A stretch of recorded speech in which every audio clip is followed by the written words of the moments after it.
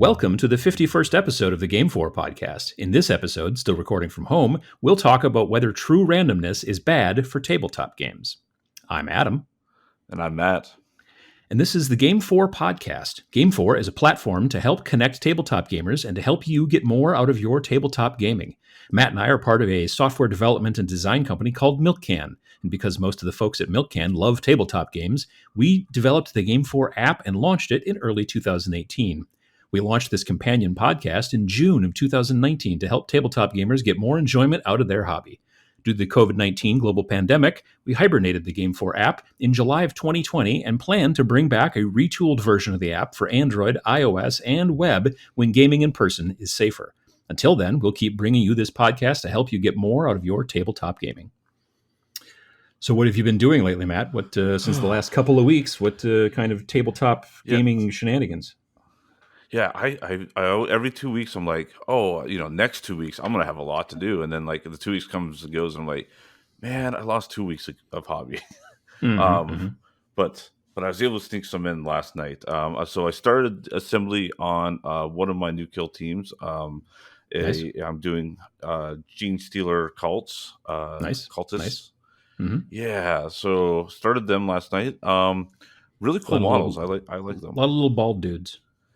Yeah, lots of little fun faces and lots of good detail. But they going from Blood Bowl, I'm starting to not feel like I don't know how to put pieces of plastic together again. So that was nice. Yeah, they are. Yeah, they are a little bit easier, and they're also they're less monopose. They're a little bit more posable. You know what I mean? And that can sometimes help. Some people find that a problem, but I think that it is sometimes a little bit easier because you're not just pushing together like posts into like holes and stuff like that. You know, I mean, it's a little bit different. But and where the pieces go, I'm like, okay, well, that's going to go on the arm, and this is going to, I think the only thing that was kind of hard was like figuring out like one of the instructions. It was like, it was like, it basically started on like step, 5, but then, but steps 1 through 4 were like 2 pages forward. So like I kept going backwards and like, where is this? And I'm like, oh no, they're showing me all the options I can do with this, and now it's going to give me the instructions to get back to it because it confused me. But the icons that they have in the instruction manuals to show you like, oh, this is a customizable and you can choose what you want here, or this is a thing you shouldn't glue, or this actually the thing you shouldn't glue icon makes a lot of sense, but a bunch of the other icons that they use on those things don't make a ton of sense. You're like, okay, there's like a little weird shield, and I don't know what that. Yeah, the 3 shields I think is the one where you get to choose what part you want to put on there. That's the options. But, it's a little weird. Once you figure out it was fine, but it was just weird because it was like they're like showing it, and they're like, but the guy's like standing there with no arms, and I'm like, well, how did you get that? I don't see that piece. Well, how did? And then I'm like, so I just started like looking at the piece that they were showing and started putting together, and then I'm like, just from comparing it to the sprues, and then I'm like, as I got further, I'm like, oh, here it is on this next page. I'm like, that was bad. I do wonder sometimes how well Games Workshop playtests their building instructions, which sounds stupid to say it that way because you're not actually playtesting it, but you know what I mean? Like here, like give these building instructions to a relatively new modeler and then give them the model and then take notes. And when they go, I don't know what this does, and I'm not sure how I got to this point, that kind of stuff, that may help, but I don't know if they do that kind of stuff. Because they are definitely not at the Lego level where Lego is just like, well, sure. That's true. The only thing I don't like about Lego is their black pieces look too gray. So if you have like the Star Wars, you have like the light gray, the dark gray, and the black, and like side by side, you can kind of tell the difference. But they'll just like have a page, and you're like, I don't know what piece this is. Oh, sure, yeah. That probably actually goes back to the conversation you and I were having just before we started recording about dot gain. You know what I mean?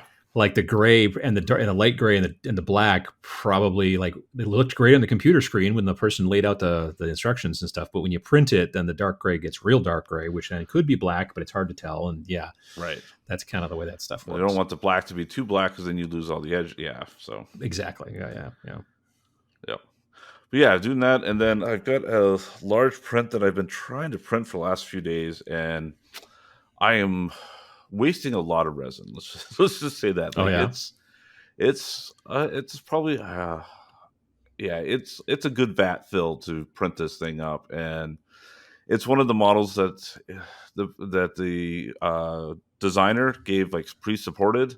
Mm-hmm. A lot of the times, like they know how to do it and they've printed it, and with all their tests, and so I Mm-hmm. usually can just go, okay, it's pre-supported. I'm just going to take it, but yeah, it's not working. Is it separating from the build head as it's in the process, or is it just all of Yeah, a sudden well, yeah. stopping in certain spots? There's a couple like appendages. Like this has like a tail. The first time the tail, part of the tail didn't stay attended to, so there was a little piece of the tail that was flat, and the model's like 2 fists big, so Mm-hmm. he's got Yeah. weight. So to only have like that little defect, it was like, oh, whatever. Okay, I'm gonna print him again. And this time I'm like, oh, he came out perfect because I added more support to the tail, and for some reason the left arm, uh, like didn't print like a gap in between, like halfway through the middle, so like his elbow was not there. Hmm. It just Can like you stuck the part. take the elbow off of the first guy and then glue it to the second guy? I could. I'm just Yeah. probably it's for a customer, so I'm gonna print it that way. But Oh I've yeah, got the yeah. two pieces cured for myself, so I'll probably do it for myself because it's Mm-hmm. actually a pretty cool sculpt. But yeah, it's just been like it's that, and then like they had like a base, like that huge base. I would say it was like trying to think of like size wise, probably like 10 centimeters wide. Okay. So that's Like it's a, about two and a like if half you take your inches. yeah, if you take your thumb and like index fingers and kind of make a circle like Yeah. that, it's a good Mm-hmm. sized base. Really cool looking. And they had like one version was like solid, and then they had another one that was like pre-hollowed with holes and stuff. I'm like, oh, cool. Less resin, and Yeah, yeah. it'll weigh less and stuff like that. So I Easier to printed that. cure and Yeah, so I printed that. Came out good. I'm like, perfect.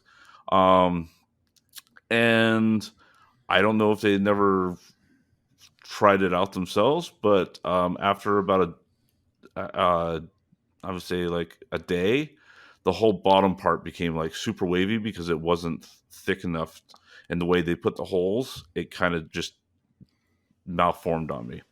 oh, So, and then like trying to after like curing and stuff like that. yeah, and like the Weird. the actual base was fine, but the bottom part, and when I tried playing around with it, um, to flatten it, it wanted to crack everything. So yeah, so now I'm printing the solid base. Oh yeah. So it's just been All one of right. those like, okay, well, learning. Like Yeah. everything looks fine. It's been mostly my print setup or something. I don't know. Yeah. Yeah. Hmm. Yeah. But I've yeah, not yet set up that's my my. hobby. I have not quite set up my. I've not yet set up my Saturn yet. I've been You've got like working on this. people all over the world that just be like, I you're know. I wasting know. it. It's here. It's here. But I gotta get the time. And it's been. I've been working on this secret project, which has hit Mm. a bit of a milestone, and I don't have to work on it quite as hard right now. So that's cool. Yay. But yeah, but I still hope to be able to share it potentially even this month, hopefully. If not, it'll Hmm. be early June. But yeah, looking forward to it.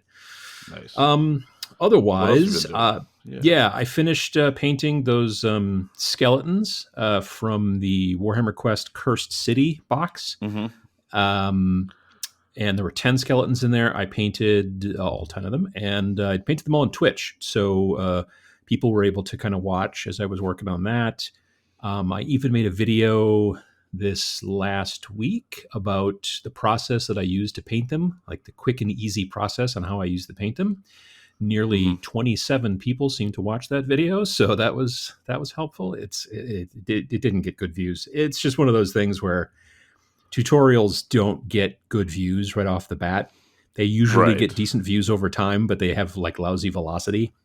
Right. So I was just like a bit disheartened after the amount of time I spent on it. And then I'm just like, ugh, because people basically are like, oh, yeah, he's talking about how to paint skeletons. I'm not painting skeletons right now. So I'll watch it some other time, I guess, which Right. I get, Yeah, I do it. I save that. I save woodworking ones like that, and like Mhm. yeah, every once in a while, I might watch at the beginning, but a lot of times, yeah, I'll be like, oh, cool, yeah, I was thinking about doing that. I'm gonna have to make sure I remember this and watch it later for that. Right. Yeah. So yeah, that like every video that I've done recently has done way better than that one, but it's fine.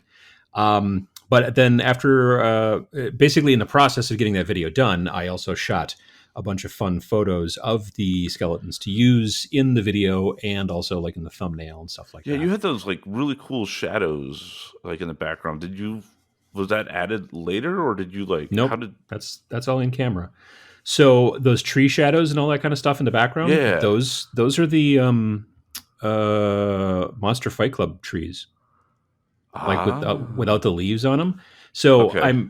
what I'm doing is I'm setting up. I've got my I'm in the at my studio, the room that I use for bat reps. Well, obviously Mhm. haven't done any bat reps in a year because of COVID. So I've been basically just using that area as photo studio. So I set up pieces of terrain and all that stuff, and then I set up those trees like kind of in the background, and then I have this huge one of those pop-up backdrop things, like where you can fold it Mhm. down real small to put it in a bag, and then it goes boing and pops out. Yep. And it's like 5 foot by 7 foot, I think, and it is black Okay. on one side and white on the other. And so I've been using that a bunch. I either use the white side, and then I have this LED tube light that's probably 4 feet long, and you can pick nearly like any color that's available. And then that way I can shine a light up on it and make it red or orange or green or blue or purple or whatever, or just white, which is what I did there. And then so I'm lighting up that background, and you're seeing that white Mhm. background. And then there's the trees, but they look all blurry and shadowy and stuff like that because of shallow depth of field. And then the lights that are falling on the skeletons, I'm also using a black piece of foam core so that light doesn't hit those trees. And then that's why they look like silhouettes. So it's kind of from Ah. above. So it takes a bunch of work to get those shots, but yeah, they're basically all in camera. All I do as far as in Photoshop and stuff like that is very frequently I have to Photoshop out a hair because there's always a hair stuck to my miniatures somewhere, no matter what I do. So, and they don't show up until you look at them on photos. So I do that, and I also tweak, a little bit here and there as far as like contrast and light balance and Sure. just the normal kind of like Right, Lightroom right. kind of stuff. But yeah, I haven't added anything in. I did some pictures a month ago or so of some of the demons that I worked on, and in those I actually photoshopped in a sky. Like I had like a Mhm. green, glow from my big backdrop, and then I just basically kind of photoshopped in some clouds and stuff like that to make it look cool. But usually I don't do that. So, Okay. but yeah, it was fun. But yeah, and then speaking of Curse City, I have started painting. There's 4 heroes that I built from the group of I think a total 8 heroes in that game, and then one of Okay. the bad guy kind of like heroes, for lack of a better term, bad guy leaders. That maybe makes more sense. And he's the skeleton watch captain, so he's basically the boss of the skeletons. So him, and then 4 other heroes. I am currently working on those on Twitch as well. I started last week on them and have gotten a little bit far along, so that's not too bad. So that's fun. When those guys are done, then I'm not sure what my next project is going to be on Twitch. I've got some ideas though. Gosh, what else have I done? Well, I bought some metal models a couple of months back from a company called Eureka Miniatures, and they are Mhm. basically soldiers in what's called MOP gear, MOPP. And it's basically like it's like a suit that keeps out chemicals and biological. It's not full. What is that called when like the guys come and they have the full suits with the hoods and all that stuff? I keep wanting to say HVAC, but I know that's not right. Oh, I can't think of it now. yeah, the Hazmat. That was the hazmat, word. yeah. Yeah. So they're not quite like hazmats exactly, but they're kind of like that. Where they're basically soldiers, and it's kind of a. I think that mop suits might be like, I don't know if it's a Soviet thing or what, but some of the guys are carrying AKs and some of them are carrying what look like maybe M16s or M4s or something like that. And Mhm. they've just got a bunch of different ones, and I'm going to be using them for Zona Alpha. So the whole concept of Zona Alpha is you're going into this exclusion zone to try to get cool alien treasures out of there without getting, poisoned or turned inside out or Sure. killed by leftover alien technologies that are not good. And so, yeah, I want to just have like a cool war band of like just random dudes who are all trying to like wear enough, hazmat type equipment. And so I started gluing them to bases because uh, being older metal models, they have like an integrated kind of like little oval like base. You know what I mean? You've seen models Okay, like that yep. before where there's like already Mhm. kind of like a weird little oval bump base like stuck to their feet. And I kind of hate that because I like to always model my folks, especially for Zona Alpha. I want them to look like they're standing on asphalt. So if there's just like a big weird bump in the middle of the asphalt, it seems weird. So I have to clip it all away and then sand it down and then glue it. And sometimes I have to pin their feet if their feet are real close together and all that kind of stuff. So it's not a quick job to put those guys onto bases. And I'm only going to do maybe 6 or so. But yeah, so I've been doing that a little bit in between here and there. And then this is not exactly like hobby work, but it's going to lead to hobby work. But I ordered a bunch of bits from this company over in Poland called Puppets War. They make all kinds they make models as well, but they mainly have always been known for making like bits. Like if you want to customize your Space Marines, they make different helmets and different this and different that. If you want to customize your such and such, they make all kinds of crazy stuff. Yep. So I ordered a bunch of different heads and some different types of guns and all kinds of stuff like that because I want to kit bash together a bunch of cool models for Stargrave mainly, which is the new sci-fi skirmish game from Osprey. Is that out Osprey or is Games. it still coming? It's out now. Okay.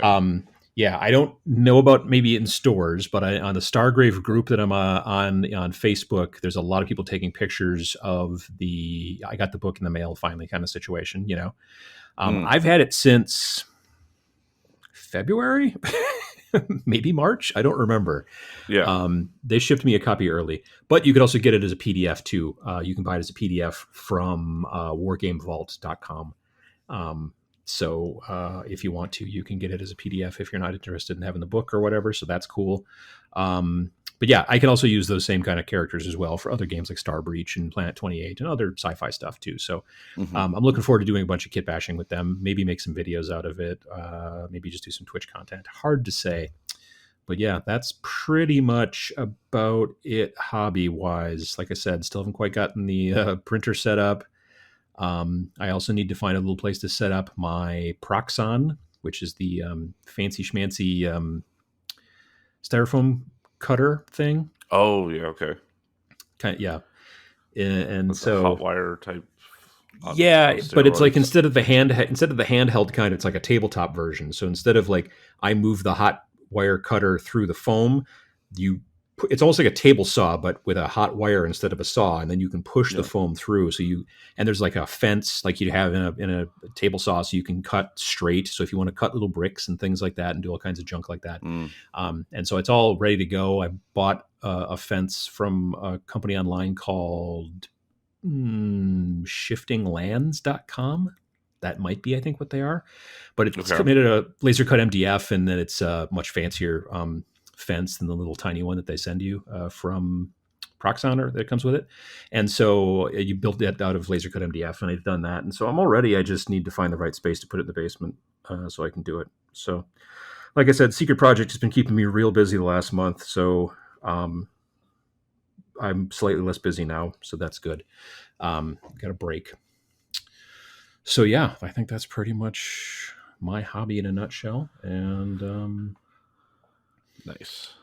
I don't know. It's kind of random, isn't it? Like that was just sort of random. I was thinking about all the different segues we could use. Right. Yeah. No. Exactly. So I just picked one at random. So yeah, I think that so today's topic is.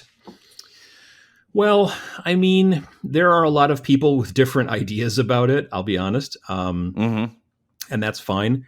I don't want to say controversial. Though maybe a touch. Yeah, it's probably like, we're not going to have, big fights being. No, we're not going to have a big hot take out of it, but it is definitely something that people do, kind of, I don't want to say argue about, but they do disagree to some degree.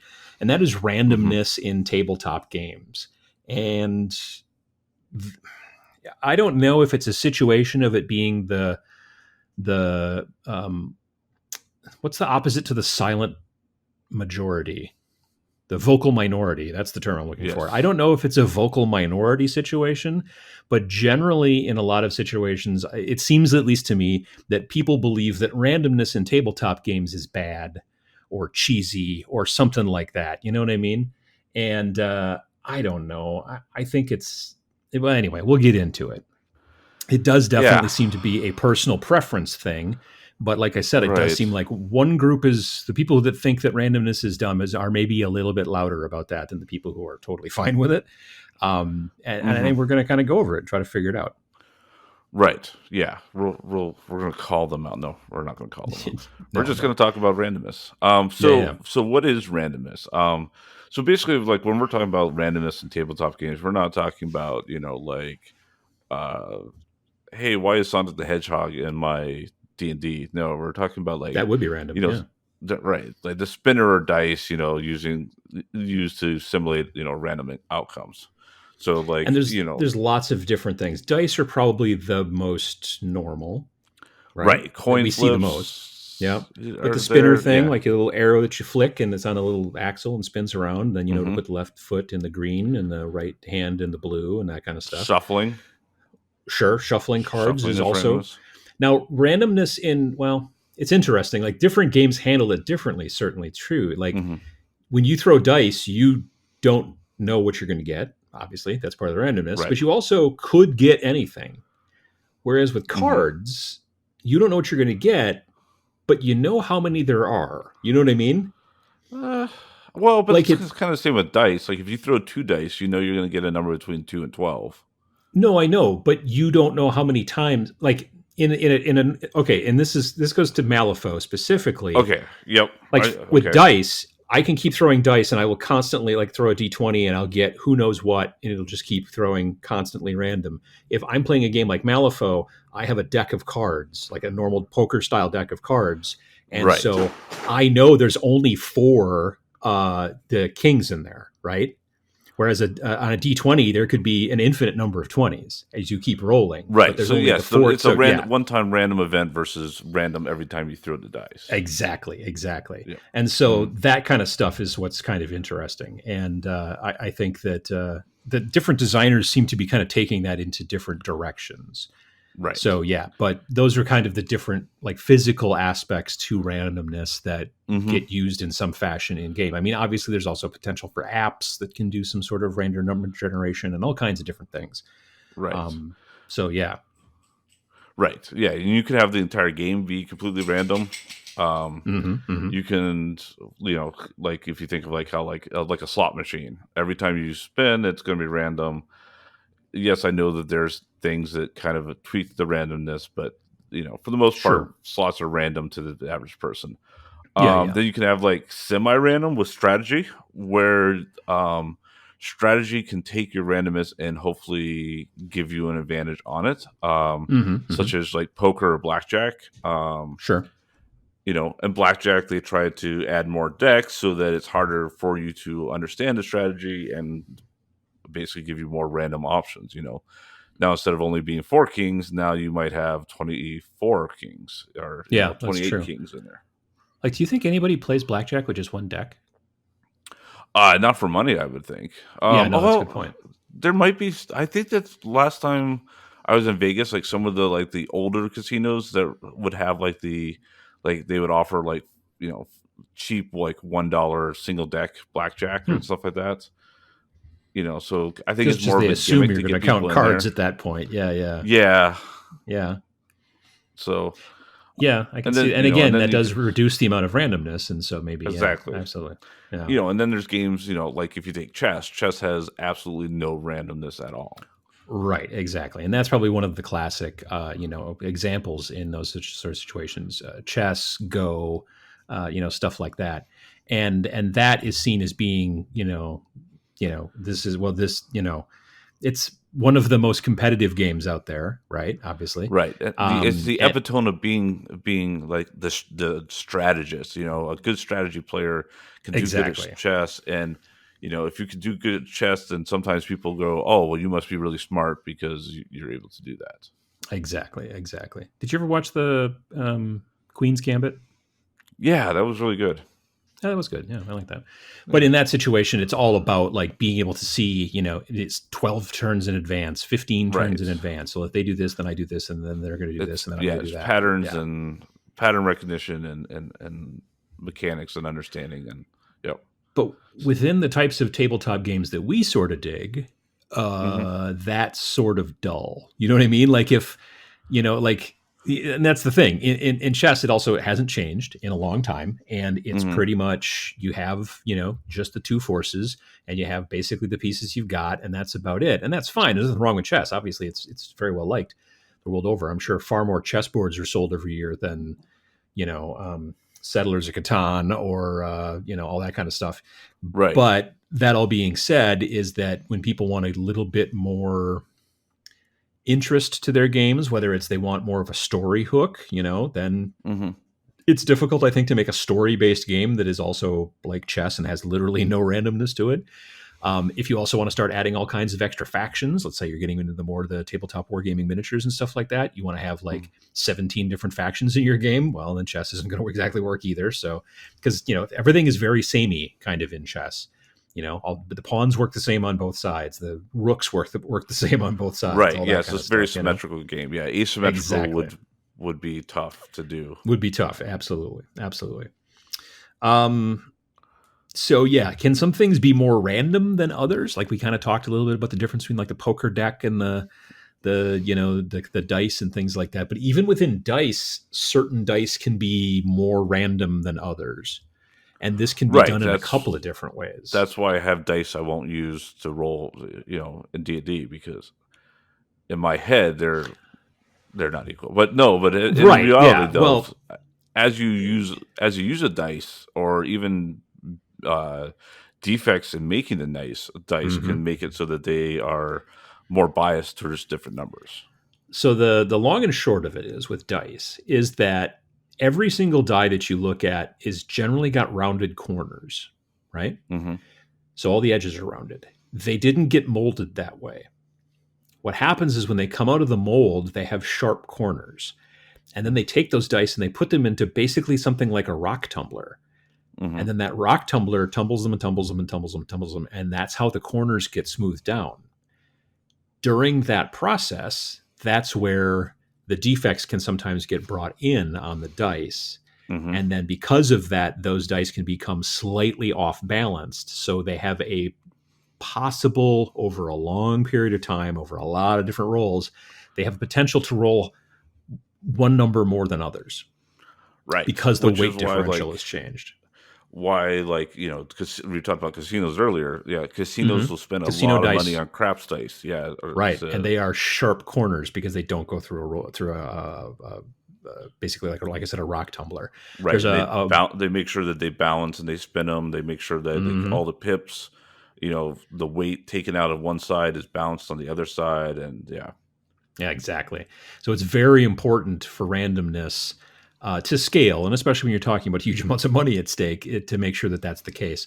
And amongst normal rounded dice, I've got friends who are like, this is the die that I roll when I need to do this, and this is the die, and it's just because they've been using it for so long, they just know that it has a tendency to hit high numbers versus low numbers, or whatever the deal is. And you said you've got dice like that too, that you're like, well, these dice don't get used for this because I know what they're going to do a little bit better. Right. And that's the case. There's a company out there called Game Science. It's been around for, 50 years maybe. And what they do is they basically sell the polyhedral dice that we see in, your role-playing games, your D20s, your D12s, all that stuff. But they don't tumble them. So they have sharp corners. And like, I remember being at Gen Con and walking by their booth, and they would have a stack of, I think it was 20 of their 20-siders.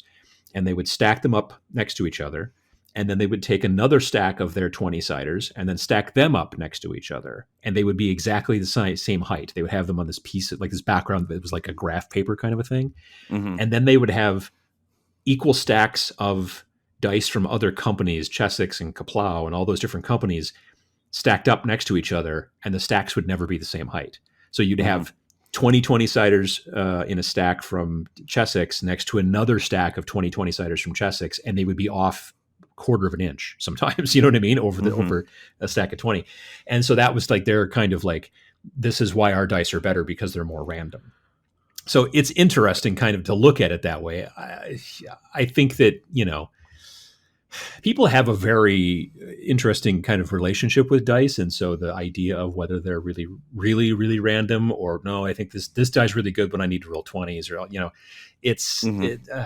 there's something to it, I think. But even beyond that, there's also just the simple math of dice as well. If I roll Right. one die, in theory, let's say it's a d6, I have a 16% chance, roughly, to get any one of the numbers on that die. Mm-hmm.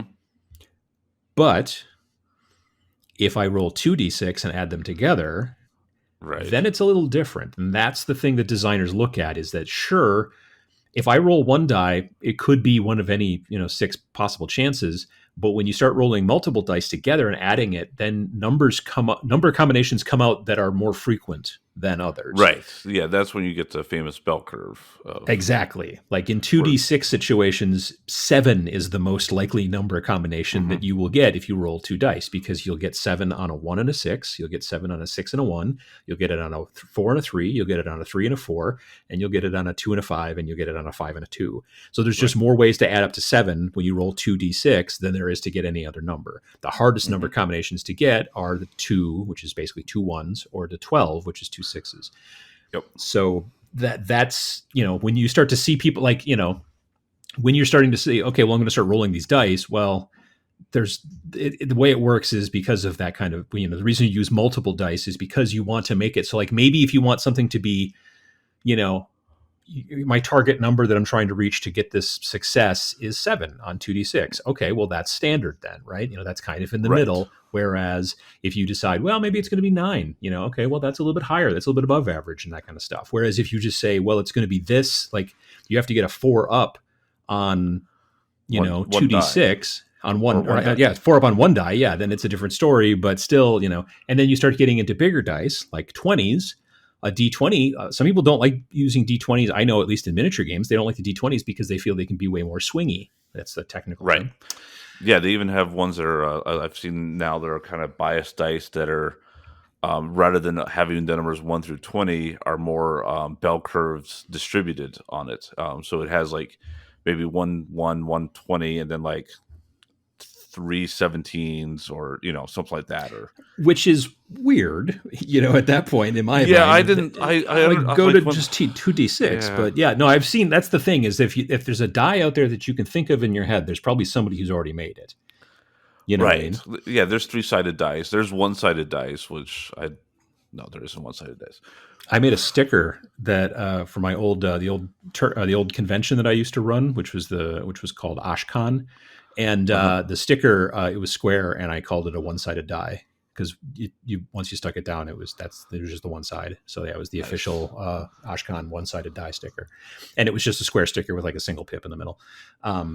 But in general, yeah, not so much with the 1-sided. But yeah, it's interesting to kind of see that, and the concept. I mean, it's like I said, that when you're using basically a 20-sider, you've got a 5% chance to land on any particular thing because it's 5 divided by 20, or 100 divided by 20 gets you 5. So it's a 5% chance. So in that situation, then, again, and it depends completely on the game designers and what they're trying to get across, Right. And that's the kind of the interesting thing about deciding on how you're going to do it. I'm going to do it with 2d6. I'm going to do it with 20. I'm going to do it with D4. I'm going to do it with a deck of cards, like we talked about before, with like Malifaux and stuff like that. And all those types of things. And a lot of it is because, well, it's partially because of the perception of randomness. Yeah, that's the funny thing, is that total randomness is really hard for people to understand. Like, if you say pick a number between 1 and 10, almost everybody's going to pick 3 or 7. Like, now, is that like a scientific thing, or is that... Yeah, it's just kind of there's more of a psychology thing, Interesting. Most of the time, 3s and 7s come out. Like, if you told someone to pick a number between like 1 and a million, and I told you 1,000, people are going to go, well, that's not as random as my number. My number is 4,862. There's actually, like, that's sometimes how they can tell, detect like counterfeiting, and people breaking into data, or like counting. If that people are making up their book numbers and stuff, there's a formula for how random the numbers should really look when you're adding up, like, in your book, versus what numbers people would normally, like, it's like the amount of ones. If people are like randomly picking out their numbers to try to make it, to kind of fudge their To make it books, seem random, yeah. to seem random, I think like ones come out more often than they should, and there's a whole formula that like auditors can look at to kind of determine that whether stuff is legit or not, because So this is all stuff that comes from your security work in like computer security and stuff like that. Yeah, right? To some degree. Yeah. No, it's interesting. I did not know that about the psychology, but I guess it makes sense. I mean, we're all to some degree kind of working off of the same overall life experiences, kind of. You know what I mean? At a very base level. Obviously, everybody's got different thoughts about different things, but yeah, that's very interesting. Right. Like, so like if you were like, say you're playing D&D, and all of a sudden, like you fight a battle, say like 10 rounds go through, and one character rolls a 20 every single time. If that happened and they're rolling an actual die, everyone's going to be like, oh my gosh, that was just insane. That was crazy. Now, if you took that same result and it was on like, say, roll 20 or Critical Role or any like online thing where it's like a computer that did it, rather than saying that was epic, everybody's going to go, yeah, their random number generator isn't very good. Sure. Because seeing outliers to us seems like it's not good randomness, even though outliers exist, in anything. Well, that's the thing. Like, if anything, I would think that using a computer-generated randomizer, especially when you're doing it over time during the course of a game, you would almost never see something like that because of the way that online, like, computer randomizing is very frequently done. Like, computers kind of can't really do random, right? Like, they have to like base it off of a seed, which is frequently taken from a time clock. Traditionally, computers have a very hard time coming with randomness. I know when like online poker first started, one of the companies like that touted that they had the most natural randomness to all their card shuffling. They had, I think it was like something like 50 lava lamps. I've heard about that. I was just going to talk about that. Yeah. Yeah. And it took basically like, it took a digital picture, and then basically did it as a 1 or a 0 based on like whether the different quadrants or something like that. Yeah. For if there was lava and stuff like that. And then it took that to make the numbers to seed it. So it randomly seeded the number every time.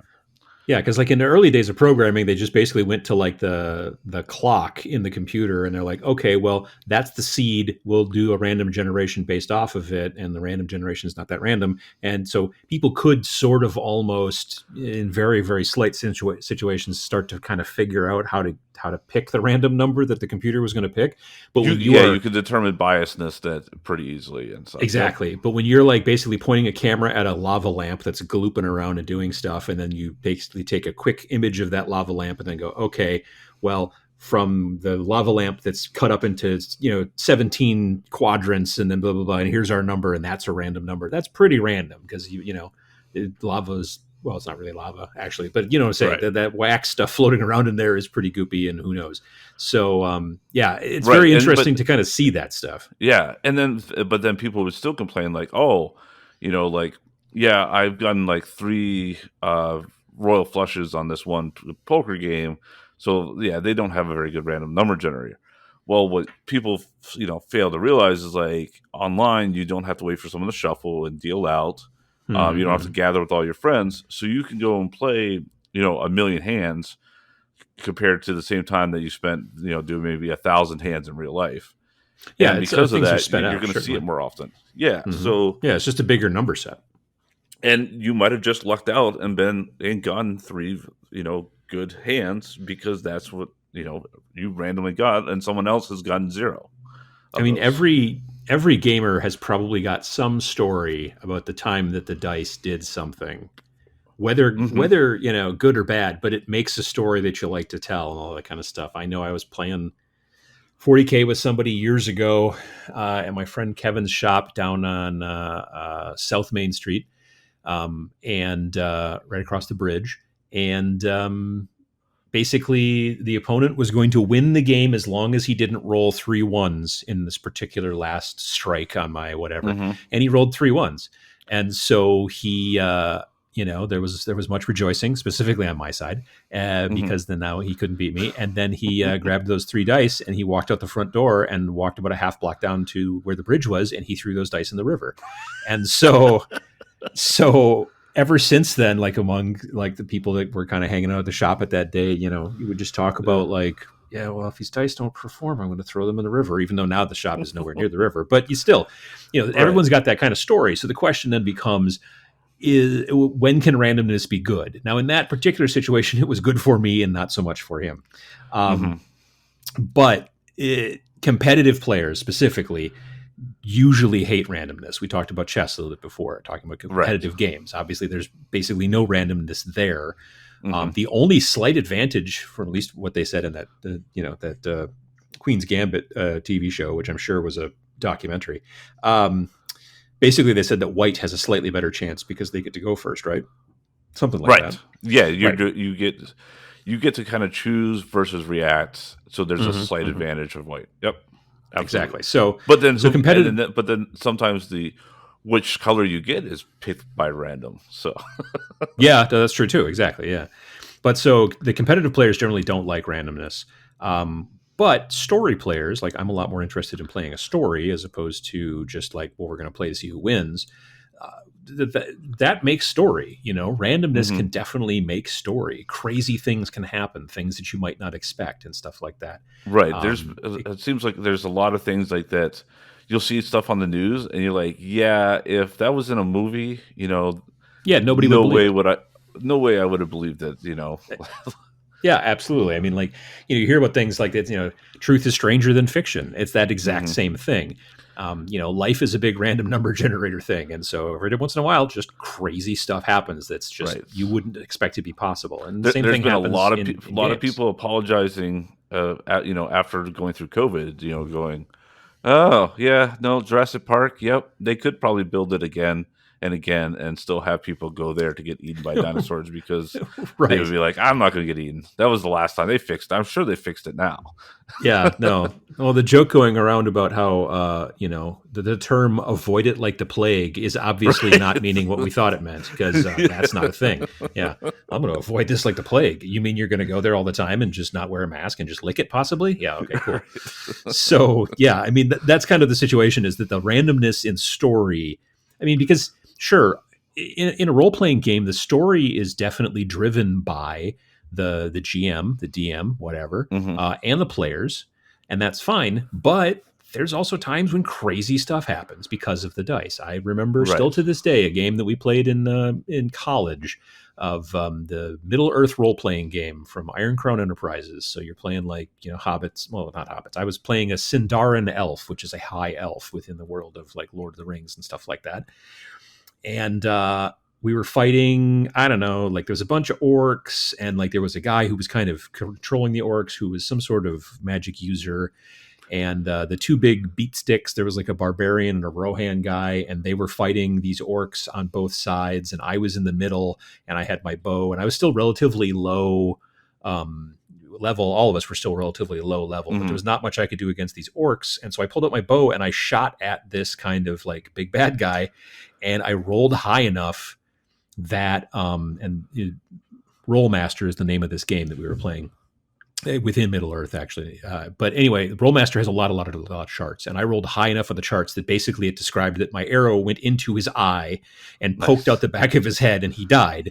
And that ended the encounter really quickly, as it turned out. So, the GM was a little like, all right, now I got to come up with something new for the next thing, and that happens. Dice can be swingy like that. And sometimes it's like, okay, they're following their normal averages like you would expect. But every once in a while, weird stuff can happen, which changes the story, Right. Which is why sometimes, the DMs, that's the whole reason why DMs have the screen. And the reason why that was done is because it allows them to fudge the dice every once in a while. Some DMs say they never do it. Some DMs say they do it a lot. I've done it occasionally. Usually when I'm like, it's funny. It's usually like, okay, this is my third 20 in a row. They're not going to believe that I'm rolling 20s back here. Sure. Yeah. Very so frequently it's also done so that somebody doesn't die. Yeah, or like Yeah. you're like, okay, this guy, he is about to die. He is just not having good luck. I can tell the player's not having any fun. Mhm. Like, let's kind of swing his luck a little bit. Yeah. Um, Yeah. and there's actually a game. I'm not going to name it because it kind of ruins the game if you know what it is. But there is a game that the Game Master Guide says, you can roll dice, pick whatever dice you want to roll for this game. It doesn't matter because nothing, the dice results don't matter. Mhm. Whatever you need, whenever you need to pick something random, you roll a die just so that they think you're rolling, but pick the result that will either be the funniest or be the most epic. And Nice. whatever you want, it depends on your mood. And like, Sure. like I had played the game multiple times, and before reading that, being a DM, and I'd always heard, don't read the DM or it's going to ruin the game for you unless you're going to actually, run the game. And I'm like, Mhm. I don't understand how that's a thing. And then I Right. read that, I'm like, oh, now I understand. Yeah, I mean But that's every game, every type of the four main genres within tabletop gaming, being your board gaming and your role playing games and your wargaming miniatures and your collectible card games. They've all got, in some degree, obviously, a degree of randomness, which in most situations, like I said, there are definitely players out there who dislike randomness, and it's generally the mhm. more competitive folks. There are certain people within board gaming that don't like randomness. I know that there's a term called Ameritrash, which basically means that there's probably a lot of dice Or as I say, involved. yeah. Yep, You Euro know, is very strategy and maybe some random setup, but then once from there, it's very much a strategy. Going forward, as little luck exactly. as possible is the better. Yeah, and so that's a preference thing, But Hmm. for RPGs, all of the coolest things I've ever done in an RPG have generally had something to do with the dice in some fashion. You know what I Hmm. mean? It's like someone decides, all right, I'm going to do this, and the GM is like, that's never going to work, and then you roll a natural 20, and you're like, all right, well, Yeah. so there's that kind of thing, and it happens in miniatures. All I got to do the only way I can win is if he throws 3 1s, and then he throws 3 1s, and then he throws his dice in the river. I mean, that kind of stuff. Right. Yeah. So, that's, I think, how Hmm. randomness personally, in my opinion, and again, everybody's got their own opinion here, but I like randomness to some degree in games because I like not only the way that it can just tweak things and change the story, but it also makes me react differently. Hmm. Um, in, Yeah, because it uh, gives you in the unexpected, like the underdog exactly. can win type thing. Like you're like, oh well, that guy, in a Euro game, if you start falling behind far enough, most of the time, depending on the game, you're out of it. Basically, Hmm. you're playing for second, or you're playing not to be in last.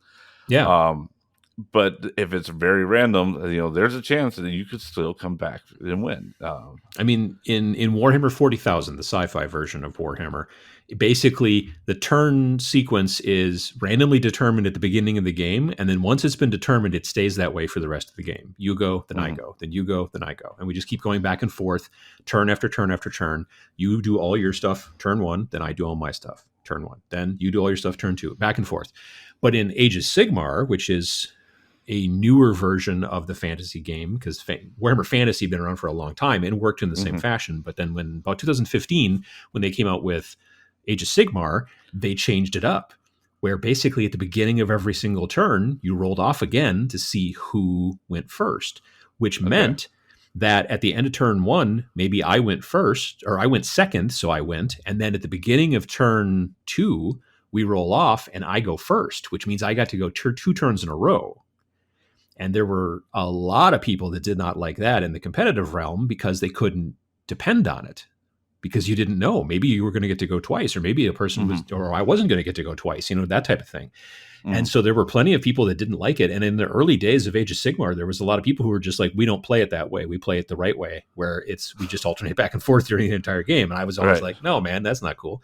But again, it's personal preference. As it turns out, basically every tournament series that I can think of, I believe right now for Age of Sigmar follows the normal rules. But there are still people who kind of grouse about it here and there. So that's when I think, again, like there's a definite situation there where randomness can be seen as bad by certain people. Mhm. And also with you've mentioned collectible card games as well. Like you I mean, you can mitigate randomness to some degree, but there are sometimes you just don't get enough lands in your Magic the Gathering like first pull. Right. Or you get, You know what I mean? Yeah. Or you get Or all you get lands. all lands. Right. Yeah, exactly. And that can really mess with you, and like especially in a tournament sense. I can totally understand that.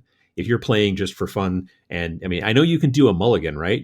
Can't you do a mulligan? I suppose it depends on the tournament, maybe. Yeah, there's I forget what the penalty. There's a penalty to it too. Like I think then you can only draw six cards your next time, or something like that. Like you have to draw less, if I remember right. Yeah. But yeah, it's so and that's there's strategies of when do you do that, when you do not, and because you can get a bad pull, but is it bad enough to do it or not? If you're just playing with your friends or whatever, if you get just a bad pull, then you're going to get stomped real quick because you just can't get, and it's fine. You'll just start playing another game, and it's great. But if you're playing in a tournament, then there's stakes that are involved or whatever, and that I understand that. So in that situation, like randomness can be bad, but there's no way. Well, I was going to say there's not really any kind of way to fight against that in a game like that. Well, in a game like that, no. But in other games, like we talk quite frequently about Keyforge, you and I, from Fantasy Flight, the way that they got around that is that there's no lands. There's no like resource card that you have to have in your deck. If you want to activate you could still card, you get just activate kind of messed up in it. You can have still bad starting hands, but sure, less dramatic, but yeah. Right. Like, you're not sitting there with a bunch of cool cards that you would love to play if only you had mana for them. It's just a situation of like, you get your cards and you can play them. And so I think personally, it's a slightly more interesting system. I like it. It's also, 36 cards, I think, is the entire deck. So it's also a lot less to have to mess around with. And, there's article after article out there in the Magic the Gathering sphere about like, how many land cards you should have in your deck, and it's like, well, I think 43 is the right number. Other people are like, no, you should have 42. And it's like discussion time. You know what I mean? Like, it's really interesting. And so again, it's you're trying to mitigate against the randomness, which I can understand that, but it is a real bummer when you're at a tournament and everything just doesn't work out. So yeah, right. You can have the best strategy in the world and it doesn't matter. Yeah. And that can be the same also in wargaming. I mean, like if you're just trying to have a fun game and you're having a story, there are times when just your side just can't catch a break. And it's generally because of the dice.